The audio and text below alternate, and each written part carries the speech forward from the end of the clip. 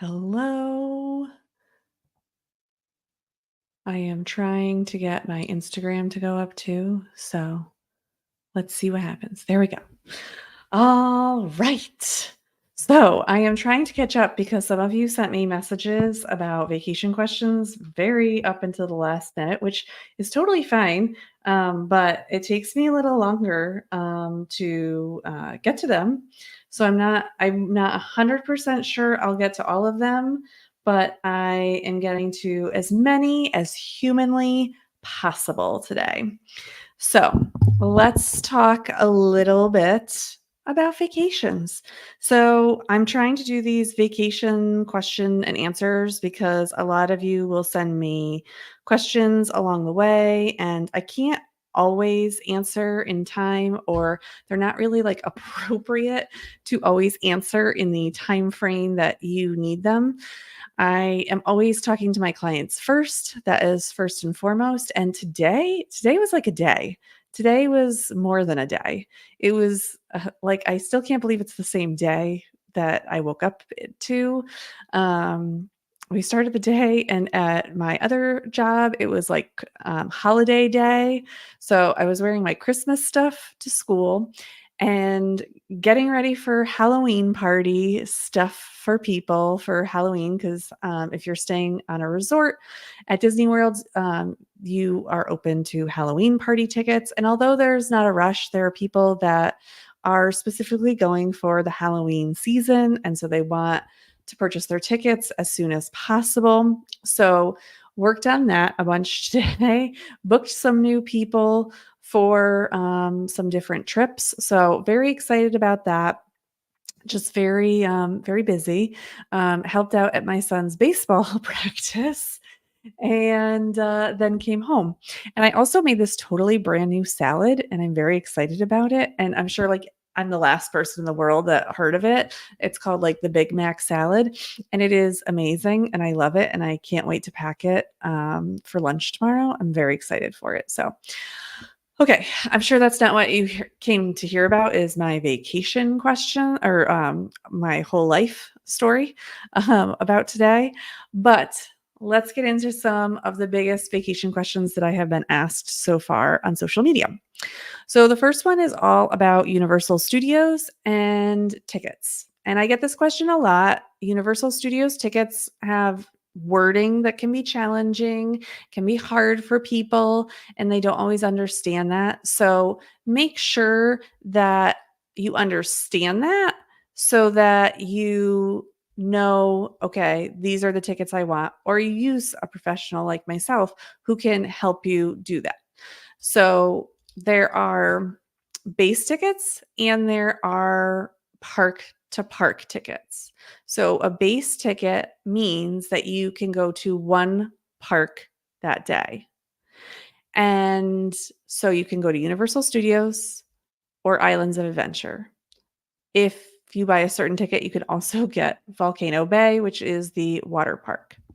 And I should put the disclaimer in. I have no idea what they're doing with tickets once Epic Universe begins.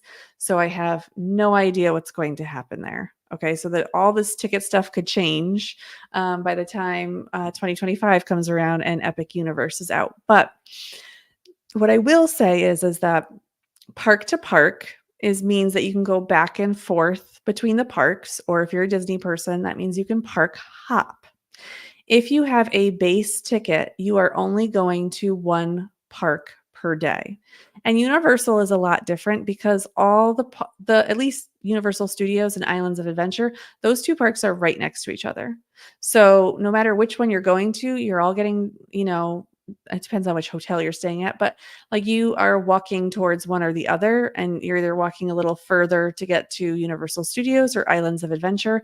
But I'm talking about maybe a quarter-mile difference in between the two of them. If you've ever been to Disneyland, it's kind of similar to that. So you have that option.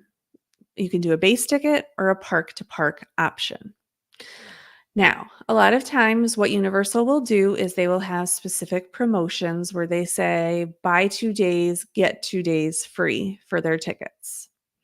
And a lot of people think, Well, I'm only going for 2 days. I'll get the 2-day and the 2 free days of park tickets, but I'll just use it's Monday, and Monday I'll use 1 ticket for me to go to Universal Studios, and later in the day I'll use another ticket to get into Islands of Adventure.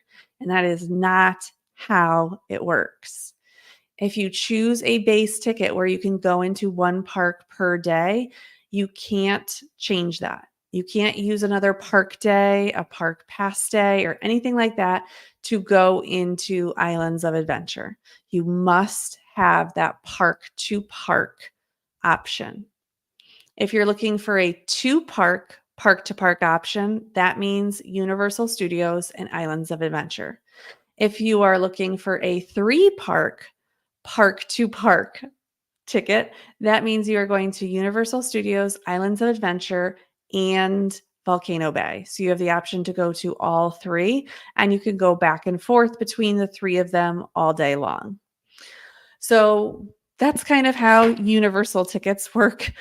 Um, and that's just it is confusing. I completely understand. That's why there's a lot of people out there that can help you with those universal tickets. All right, I had to write down on my phone what the questions were because I couldn't keep up with all of them. Okay, another one is about flights. So for flights, a lot of people ask, what do I do if my flight is canceled? So there's been a lot of different things that have been happening lately. A lot of people have been getting on the planes, then getting off the planes, getting on the planes, getting off the planes, and all these other things. What I can say is that the Department of Transportation has some new laws that are being updated about flights and planes and things like that. So a few years ago, there was one thing that you couldn't be on a runway for a certain number of hours. I think it's 3 hours total, and then they have to let you off, or like they have to provide certain things, or you get money. I don't know. There's so many rules with it, and there's so many like contingencies. Some new rules just passed too that flights are going to have to not just give you travel credits, but actually give you the option to give you money back if your flight is delayed 3 or more hours, or if your flight is canceled, meaning that they can't just give you flight credits. They have to give you the option to get the money back, as opposed to just having to take flight credits and use them at another time. So that's one major update. And it's coming over the next like year and a half. So it's not like automatic or right away, but it's coming. The transparency in how flights and airlines work, they're going to have to be a little more transparent on their websites about all these fees and baggage and seat selection and all this other stuff. But if your flight is canceled, let's talk about 2 different options. Let's say you're delayed, and then get canceled. If there are 2 of you, 2 adults, this is what I would suggest. One, once your flight really starts getting delayed, look to see if there's other flights.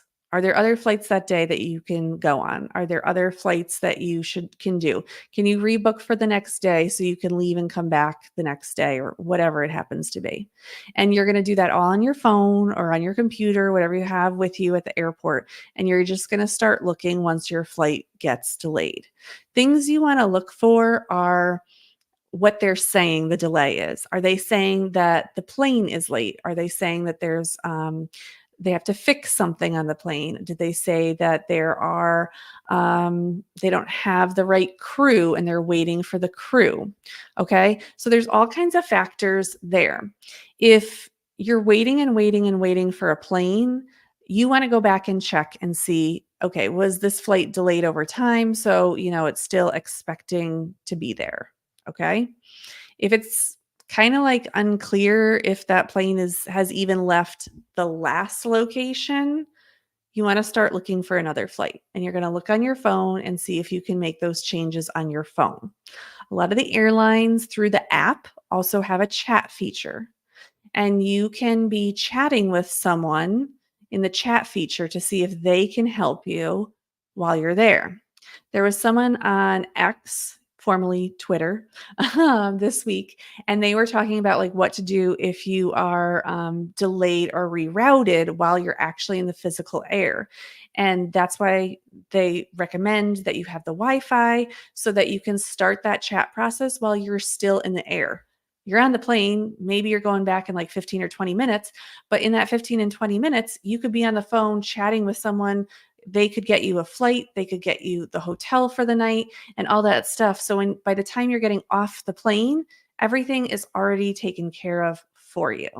So don't wait to go talk to a gate agent. Um, get on your phone and start looking as soon as possible and see what you can do. Whoever in the group is like that person who's really good and understands all that stuff, that's the person who should be doing it. They can't work miracles. So, you gotta go with what you can go with. But you want to try and look at those options for you, and you want to start online in those chat features because everyone who's on your plane is getting up and getting in line. And still, someone from your party should get up and get into line. Or if you have to be the same person, you should be on your phone while you're in the line to see if you can make that change while you're waiting in that line. So make sure that you take advantage of that. There's so many different scenarios. As summer comes up, there's going to be flight delays with the weather. So you always want to be checking that out. All right, another question that I got was about Mickey's Not So Scary Halloween Party. So today, Mickey's Not So Scary Halloween Party tickets were released for resort guests only. And that means people who had a reservation could buy their tickets today. Everyone else can buy them next week. And a lot of people will ask, when is the best time to go to Mickey's Not So Scary Halloween Party? There's no like magical answer, but as someone who has been so many times, I'm going to give you some ideas and some suggestions. The first night of the Halloween party, I think, is the absolute worst night to go. And it's for many reasons. And I know a lot of YouTube and bloggers and vloggers and all that stuff, all those influencers get really mad when people like me say it's because they really ruin the night. A lot of them do, not every single one of them, but a lot of them do. There are a lot of them there. They have cameras, they're everywhere. I have seen them push children out of the way. I have seen them get in front of line, in front of kids, stand in front of kids to get videos and pictures. And yes, that can happen every single night, but I consistently see it on the first night. I have gone 3 years in a row on the first night, not to my liking. It was just that I happened to be there and I was going with friends and they wanted to go. Last year we went because it fell on my birthday. So my husband wanted to kind of take me for that. And the other thing about the first party is it's typically in August. It's normally 100 degrees. I'm not exaggerating. I'm not, saying that it's less than 100 degrees sometimes. Maybe it's 98, but it's hovering around that 100-degree mark. It's really, really hot. If you are considering wearing a costume, it is like not fun to wear a costume when it's 100 degrees outside.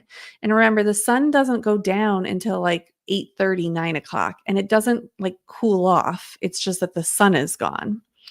And especially now because the parade time is changing, the first parade is going to be at 8:15, so that's an hour earlier. So it's going to hit Main Street and it still might be light out. So it'll hit Main Street around 8:30, 8:40, depending on how, if they start exactly on time and whatnot. The other thing that I will say is that September is hurricane month and August it rains a lot. So there have been years where the Halloween parties have been rained out or there are hurricanes and they cancel the Halloween parties. So those are all options also. And so it's kind of hard to say, exactly. It doesn't mean that like here's the problem with October. In October, the prices go up $50 a ticket at least. Halloween night is a great night to go, especially if you have kids. This is like an awesome time to go, or if you're a big Halloween person. How cool is that you could be in Magic Kingdom for Halloween? What I will say is, after going many, many, many times to the Halloween party, a lot of times people are like, oh, you should go at 4 o'clock and start at 4 o'clock. I don't think that you should do that if you have kids. I have done it a few times with my child. We did it when he was 3, 4, 5, and we'll be doing it again this year. I guess it wasn't really the Halloween party the first year. It was like I don't know, whatever that alternate party was. And I will say that Halloween party, you go when you can go. I would say that going at right at 4 o'clock when you're allowed to get into the park is not necessary. There's going to be long lines of people trying to get in and get their wristbands. Um, I would say if you can get there, unless there is some character meet and greet that you are getting, there is no need to rush to get there. I will say, you get there when you get there. There's no food option to eat between 6 and 7. They're trying to kick people out who are there at Magic Kingdom for the day. And so there's like no food locations open between 6 and 7. So you really want to think, okay, what is it that I want to do here? Do I want to eat before I go to the Halloween party, or do I want to fight the crowds and get food at the party? And as someone who has a kid, it's a lot easier for us to eat before we get to the Halloween party and come in around like 5:30, 6, and just we breeze right in. There's no lines. And especially this year, you're going to start to see people line up immediately for the parade because it says it starts at 8:15. It starts back by Tiana's Bayou at 8:15, and then by the time it gets to Main Street, it's normally around 8:40. It'll be around 8:40, 8:30, 8:35-ish, it'll start. So that's gonna change the party a little bit this year. If I had to say the best time to go, I would say if you could go during the week, those tickets, are better. They all sell out, so it's not like one's gonna have less people or anything like that. But during the week, it's just they're less expensive for the same party, so you might as well do that. And I mean, I would say if you could do that end of September, beginning of October, that's probably the best time because at least the weather is starting. And obviously, all of October, the weather is probably getting a little cooler. And sometimes it's still going to be 90 at your party. So don't anticipate that it's going to be super cool or something because it's October. But just be aware of those options for you. Uh, you know, a lot of people have to go when they're on a school schedule. So you're going when there's a school schedule. So you go when you go. We don't really, there's no like best time to go. I just think that first party, if you can avoid the first party, that's the one party that like I won't go to anymore. It's too much with the it's just something new. And especially this year when they're changing the parade times, people are gonna start lining up for that parade at like 3 o'clock. So just don't follow the hype. It's okay. All right. The next thing that we're going to talk about is Alaskan cruises. If you don't know, I'm an Alaskan cruise destination specialist. And I talk about this a lot, but for Alaskan cruises, okay, there were some that were canceled in the early season in April with Royal Caribbean.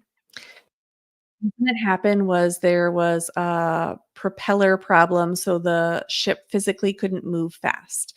So the first cruise was like a repositioning cruise. So the people on that cruise didn't care as much. They were just repositioning up to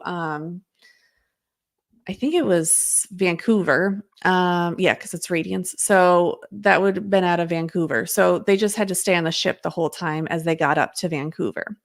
The next cruise got an email, some emails beforehand saying that there was some problems and they would update them the day before the cruise to let them know if it was going to happen. So for most people, they had gone to Vancouver and were there and expecting that they were going to go on the cruise.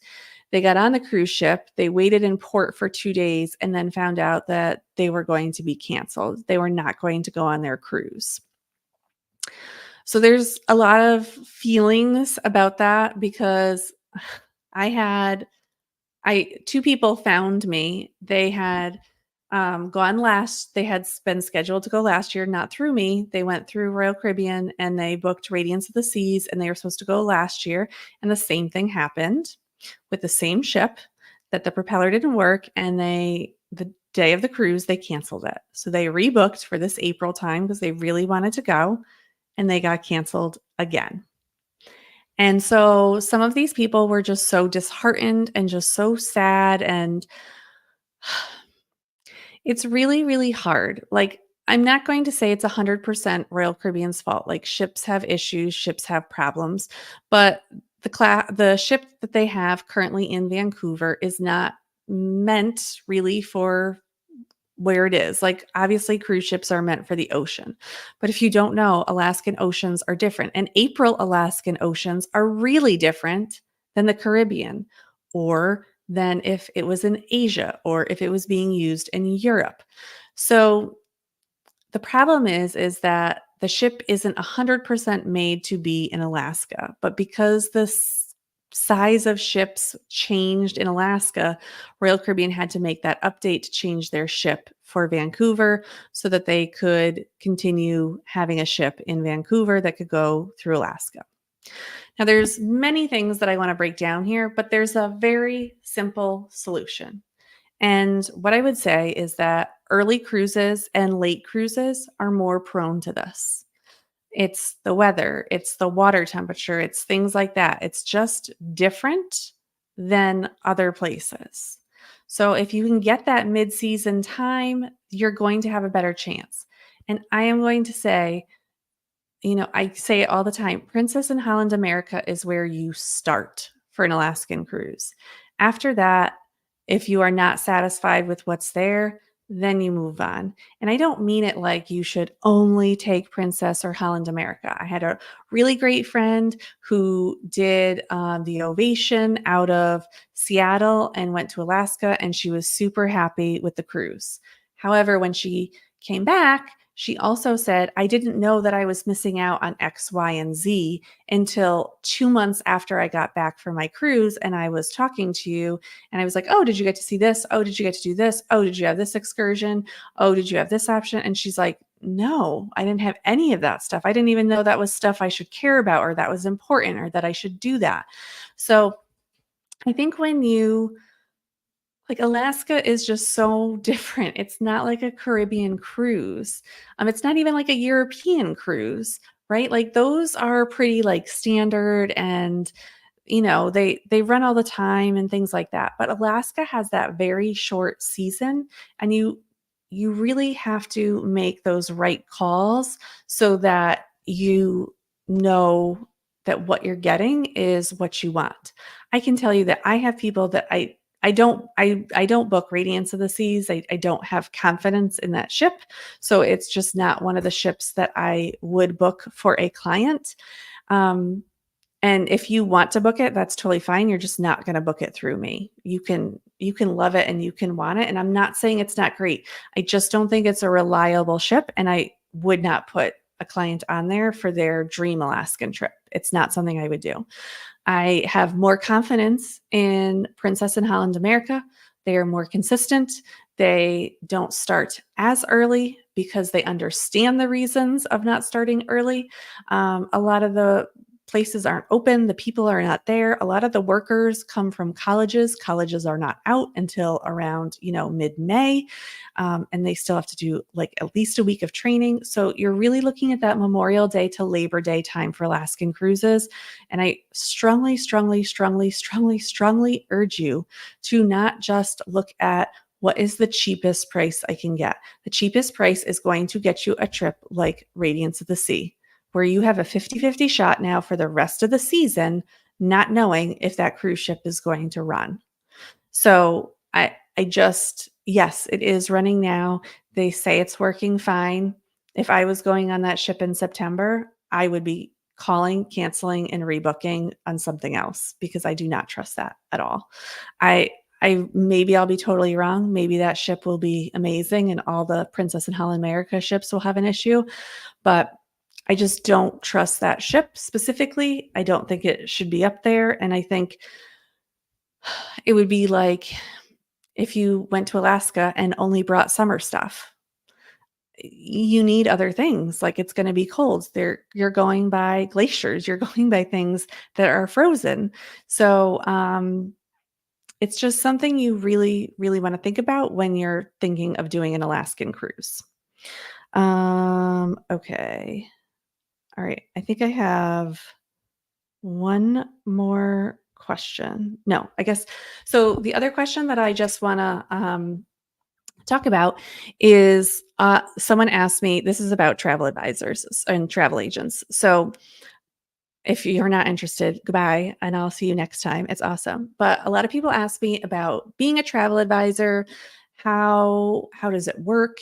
How everyone's the same, so it doesn't really matter who I choose. So with that, there is a difference. There are all different types of travel advisors out there, right? So a lot of part-time travel advisors start as Disney World focused travel advisors. There's a lot of agencies that are focused on Disney World, and there are a lot of agencies that can hold those part-time travel advisors and they focus on Disney World. Then there are a lot of like boutique agencies that do everything but Disney World. So a lot of the boutique places won't do Disney World, but they will do things like Europe, or they will do everything in the world that is not Disney World. And they might have one agent that does Disney World, but they won't advertise that. And that agent will do anything that comes through that's for Disney World. No, not all agencies are the same. I get that question all the time. Absolutely not. First of all, you need to trust whoever the person is who you are working with. So I work at Carry On the Magic Vacations LLC. That is who I work. That is the agency that I work for. That is the agency that I am 100% behind. They do amazing work. I'm part of training the agents. I was just looking at the website the other day to find my title. I don't know what it is, but I'm like director of something. I don't know. Director of education. Let's just call it that. So I help train all the new agents. A few of us got together. We made a whole agency training plan for all the new agents. We have agents that have come from other agencies. We have agents that specifically come for the education that we provide to our agents so that they can be successful. And I can tell you, like, we have been building and building and building this process. And the growth I see and the fast growth I see in the agents now that we have trained the way we want them to be trained, they are doing so well so quickly. So well, so quickly. And it's really awesome to see that. There are agencies that are out there that are they're just there to have fun. They're like, "Oh, I like going to Disney World, and let's have a bunch of agents that also like going to Disney World, and we'll help our friends and family." And it's totally fine as a travel advisor, travel agent, however you want to call yourself, to help your friends and family. That's absolutely fine. It's not a business, that's kind of like a hobby, like you're doing that on the side. So if you're looking for an agency that is, established and doing well, you want to see some sort of like awards that they're working on, agents that are consistently somewhere in social media, you're seeing that the agency is somehow doing trainings of some sort. Those types of things are things that you want to look for in an established travel agency to make sure that you're getting something that you want. So, you're also getting a different level of service. The whole point of using a travel advisor is for that service level. So, people who are in that hobby stage who might just have a Facebook page and just post a lot about going on trips. That's that hobby stage. That's sort of like, come book with me. You're seeing that I post pictures, so come book with me. You know me, so you know I'll help you out, right? And that's kind of like doing it when they want. How it works in our agency is our agents might have other jobs. Like I have another job that I work, but I have very specific hours that I work for my clients. My clients have a very clear guide on what we work on, what we're doing, what they're getting from me, what's included, what's not included, those types of things. So you should be getting something from you should be able to research them and understand what it is that this travel advisor is going to do for you so that you can better understand how they work with you. Now, more experienced agents, also like myself, I work not just on one location, I work on multiple locations with people, and I have a lot of repeat clients. So, a lot of times, I'm not necessarily looking for new clients. They just happen to come when they come, but I'm not looking for new agents. I'm getting someone goes on a vacation and when they get back, they're booking their next vacation with me. There's no like time in between. I have a lot of people that in October, we say, okay, what are we going to do for vacations for the following year? And I book all 6 of them in by November 1st of the previous year. So it kind of just depends on what your vacation style is. I would say if you are looking for a travel advisor, it's very easy to go with if it's a friend or family.